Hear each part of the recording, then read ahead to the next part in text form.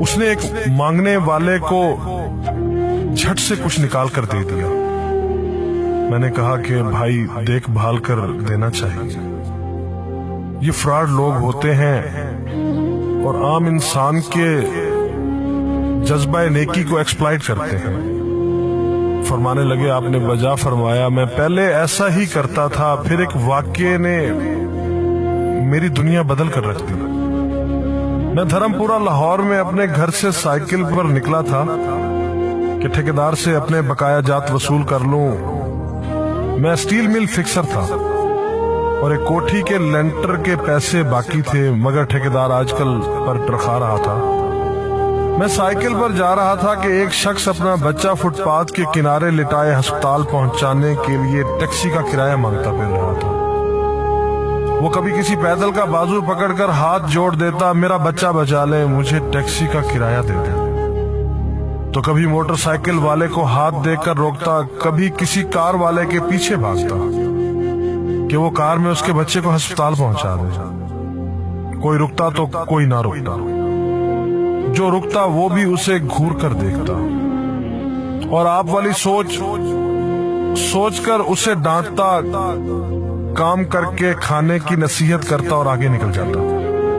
میں جو cycle side پر روک کے ایک پاؤں زمین پر ٹیک کے اس کا تماشا دیکھ رہا تھا، اچانک اس کی نظر مجھ پر بھی پڑی۔ اس نے میری سائیکل کا ہینڈل پکڑ لیا، بھائی جان خدا کے لیے میرے بچے کی زندگی بچا لیں، اس کو سخت بخار ہے، آپ نیچے اتر کر اس کو دیکھ تو لیں، آپ کو یقین آ جائے گا، آپ دیں گے تو شاید کسی اور کو بھی اعتبار آ جائے۔ مگر میں بھی آپ کی طرح سوچ رہا تھا۔ پھر جس جارحانہ انداز میں اس نے میری سائیکل کا ہینڈل پکڑ رکھا تھا، لگتا تھا کہ ادھر میں سائیکل سے اترا اور ادھر وہ سائیکل پکڑ کر بھاگ جائے گا۔ میں نے بھی اسے کام کر کے کھانے کی تلقین کی اور پچھلے جمعے میں سنی ہوئی حدیث اس کو بھی سنا دی، کما کر کھانے والا اللہ کا دوست ہوتا ہے، اور اپنا ہینڈل چھڑا کر بڑبڑاتا ہوا آگے چل پڑا۔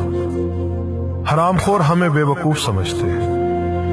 2-3 گھنٹے کے بعد جب میں بقایا جات وصول کر کے واپس آیا تو وہ ابھی اسی جگہ کھڑا مانگ رہا تھا۔ بچے کو اب وہ سڑک کے پاس لے آیا تھا اور اس کے چہرے سے کپڑا بھی اٹھا رکھا تھا، وہ دھاڑے مار مار کر رو رہا تھا۔ اب وہ بچے کے کفن دفن کے لیے مانگ رہا تھا۔ میں نے سائیکل کو روک کر پاؤں سے نیچے ٹیکا اور میت کے چہرے کی طرف دیکھا۔ پھول کی طرح معصوم بچہ زندگی کی بازی ہار گیا تھا۔ میرے رونگٹے کھڑے ہو گئے۔ میں نے جیب میں جو کچھ تھا بقایا جات سمیت سب بغیر گنے نکال کر باہر پھینکا، اور اس سے پہلے کہ اس کا باپ میری طرف متوجہ ہو، سائیکل اس تیزی سے چلا کر بھاگا گویا سارے لاہور کی بلائیں میرے پیچھے لگ گئی ہوں۔ میں گھر پہنچا تو میرا برا حال تھا۔ تھوڑی دیر بعد مجھے بخار نے آ گھیرا۔ بخار بھی کچھ ایسا تھا گویا میرے سارے گناہوں کا کفارہ اسی بخار سے ہونا تھا۔ گھر والے مجھے ہسپتال کے لیے لے کر نکلتے اور میں چارپائی سے چھلانگ لگا دیتا۔ مجھے ہسپتال نہیں جانا تھا، میں اسی بچے کی طرح ایڑیاں رگڑ رگڑ کر مرنا چاہتا تھا۔ 2-3 دن کے بعد بخار کو تو آرام آ گیا، مگر میں ذہنی مریض بن گیا۔ مجھے لگتا گویا میرا اپنا اکلوتا بیٹا جو 3ری کلاس میں پڑھتا تھا وہ اس بچے کے کفارے میں مر جائے گا۔ میں نے بچے کا اسکول جانا بند کر دیا۔ بیوی کے بار بار اصرار کے باوجود میں بچے کو اسکول تو کیا دروازہ کھولنے بھی نہیں جانے دیتا تھا۔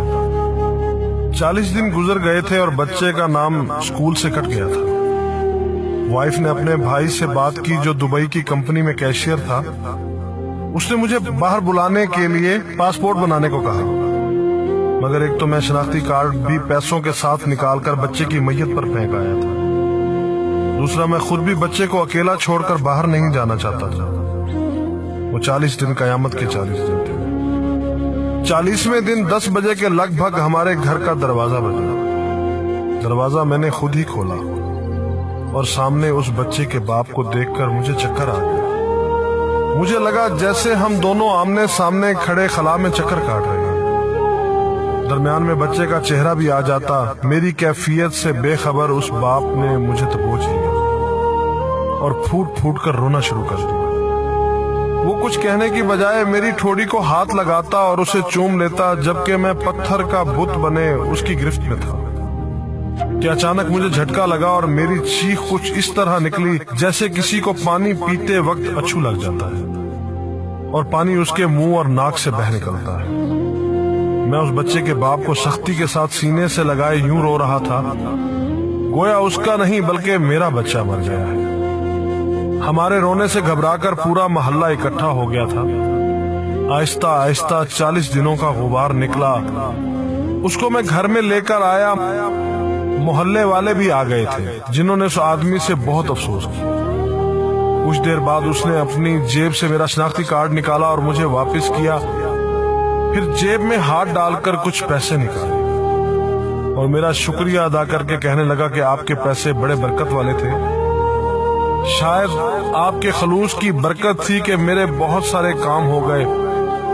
سارے اخراجات کے بعد کچھ پیسے بچ گئے تھے، ان میں کچھ پیسے میں نے ادھار لے کر ڈالے ہیں، یہ آپ قبول کر لیجئے، باقی میں بہت جلد آپ کو واپس کر دوں گا۔ میں نے پیسے واپس لینے سے سختی کے ساتھ انکار کر دیا اور منت سماجت کر کے اسے پیسے رکھنے پر راضی کر دیا۔ اس کے بعد میں یہاں بطور اسٹیل فکسر آ گیا۔